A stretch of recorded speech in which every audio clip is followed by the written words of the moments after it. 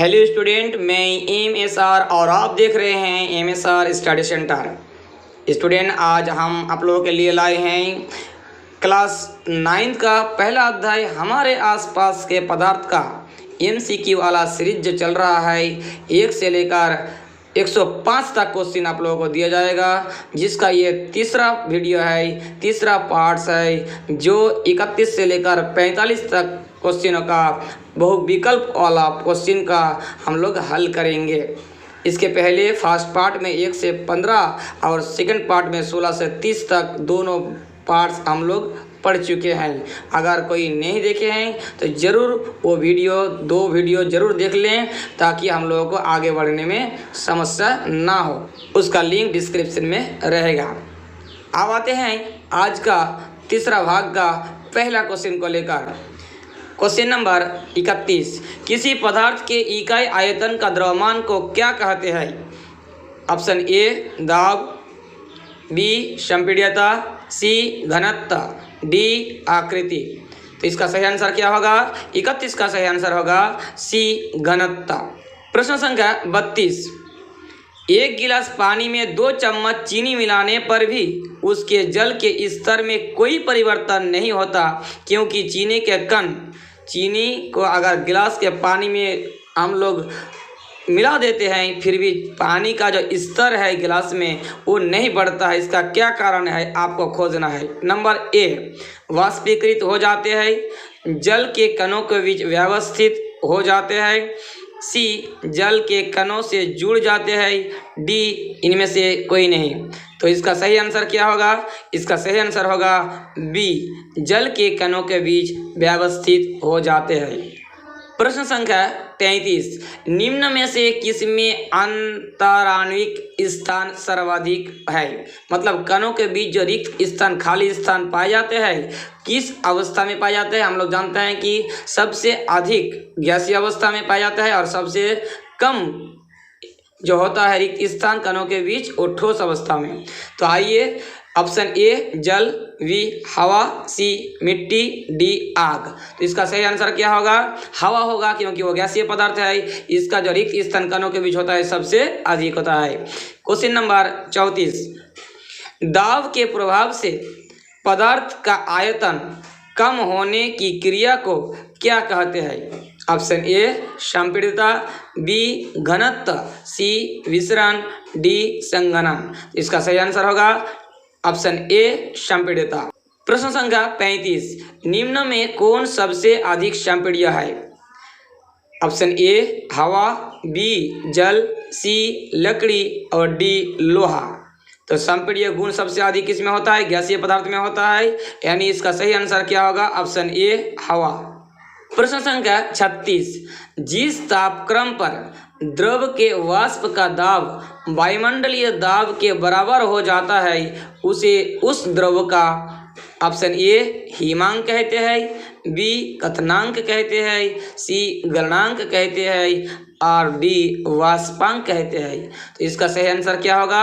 Answer होगा option B कथनांक कहते हैं। प्रश्न संख्या 37, निम्नलिखित में कौन पदार्थ का गुण नहीं है? आपको खोजना है इनमें से कौन पदार्थ का गुण नहीं है। ऑप्शन ए स्थान घेरना, बी द्रव्यमान होना, सी आयतन होना, डी नंगी आंखों से दिखाई नहीं देना। तो हम लोग जानते हैं पदार्थ का जो गुण होता है वो स्थान घेरता है, द्रव्यमान होता है, आयतन होता है, लेकिन नंगी आंखों से दिखाई नहीं देना इस प्रकार का पदार्थ का गुण नहीं होता है। अर्थात इसका सही आंसर होगा ऑप्शन डी नंगी आंखों से दिखाई नहीं देना। प्रश्न संख्या 38, किसी गैस का द्रव में परिवर्तित हुए बिना सीधे ठोस अवस्था में परिवर्तित होने की क्रिया क्या कहलाती है? ऑप्शन ए संघनन, बी द्रवण, सी वाष्पन, डी ऊर्ध्वपातन। तो इसका सही आंसर क्या होगा? 38 का डी ऊर्ध्वपातन। प्रश्न संख्या 39, 0 डिग्री सेल्सियस का मान केल्विन स्केल में होगा।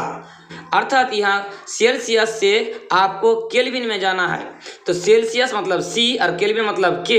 हम एक ट्रिक बताए थे आप लोगों को कि सी से अगर के जाएंगे तो तापमान जो है उसका जो अंक है वो बढ़ेगा।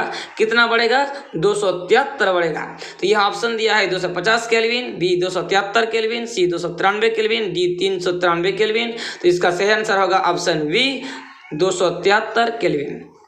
प्रश्न संख्या 40, निम्न में कौन ठोस नहीं है? ऑप्शन ए मोम, ऑप्शन बी गंधक, ऑप्शन सी मैग्नीशियम और डी पारा। हम लोग जानते हैं पारा जो है ये द्रव अवस्था में पाए जाते हैं, अर्थात ऑप्शन डी 40 का सही आंसर पारा। प्रश्न संख्या 41, निम्न में द्रव को चुने। मतलब द्रव अवस्था में पाए जाने वाले वस्तु जो होता है उनको यहाँ चुनना है चारों में से।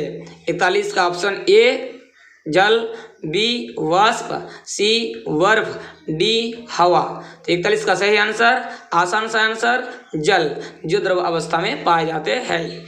प्रश्न संख्या 42, हमारे आसपास उपस्थित पदार्थ कितनी अवस्था में होता है? एक्चुअली पदार्थ का जो अवस्था होता है वो 5 अवस्था होता है, लेकिन हम लोगों को यहाँ ऑप्शन में दिया है 1, बी में दिया है 2, सी 3 और डी दिया है 4। तो यहाँ हम लोग आंसर लिखेंगे ऑप्शन सी 3, क्योंकि मेनली 3 प्रकार अवस्था ही पाए जाते हैं, ठोस, द्रव और गैस। प्रश्न संख्या 43, कणों के बीच आकर्षण बल किसमें सबसे अधिक होता है? कणों के बीच जो आकर्षण बल होता है, जो पदार्थ के बलों कणों के एक गुण होता है, वो सबसे अधिक किस में होता है? ऑप्शन ए ठोस, बी द्रव, सी गैस और डी इनमें से कोई नहीं। सबसे अधिक होता है ठोस में और सबसे कम होता है गैस में, अर्थात 43 का सही आंसर क्या होगा? ठोस, ऑप्शन ए। प्रश्न संख्या 44, एमोनियम क्लोराइड को गर्म करने पर क्या होता है? एमोनियम क्लोराइड को जब हम गर्म करेंगे तो क्या होगा? ऑप्शन ए द्रवण, बी विघटन, सी ऊर्ध्वपातन और डी संघनन। इसका सही आंसर क्या होगा? इसका सही आंसर होगा ऑप्शन सी ऊर्ध्वपातन। प्रश्न संख्या 45, इस वीडियो का अंतिम प्रश्न, 470 डिग्री केल्विन का मान सेल्सियस में क्या होगा? 470 जो केल्विन है इसका मान आपको सेल्सियस में बदलना है। हम लोग वही ट्रिक अपनाएंगे कि के से सी जाएंगे, मतलब के मतलब बड़ा, सी मतलब छोटा, उस उधर जाएंगे तो यहाँ 273 हमको घटा देना है, माइनस कर देना है। ऑप्शन में दिया है 20 degree Celsius, B 97 degree Celsius, C 197 degree Celsius और डी इनमें से कोई नहीं। तो इसका सही आंसर होगा 45 का सी 197 डिग्री सेल्सियस। तो इस प्रकार हम लोग आज 31 से लेकर 45 तक पार्ट 3 में 15 क्वेश्चन का हल किए। उम्मीद है इस प्रकार प्रैक्टिस करते रहिएगा तो पूरे जो हम लोग का बोर्ड एग्जाम होता है OMR शीट में हम लोगों को 4 क्वेश्चन ऑप्शन वाला दिया जाता है, तो सही आंसर को हम लोग आसानी से खोज पाएंगे। तो इस प्रकार वीडियो को देखने के लिए मेरे चैनल को सब्सक्राइब करना मत भूलिएगा और पास में बेल आइकन जो है उसको दबाइएगा ताकि जल्द से जल्द वीडियो का नोटिफिकेशन आप लोगों के पास पहुँच जाए। लाइक शेयर करना मत भूलिएगा। मिलते हैं 4th पार्ट में, तब तक के लिए धन्यवाद।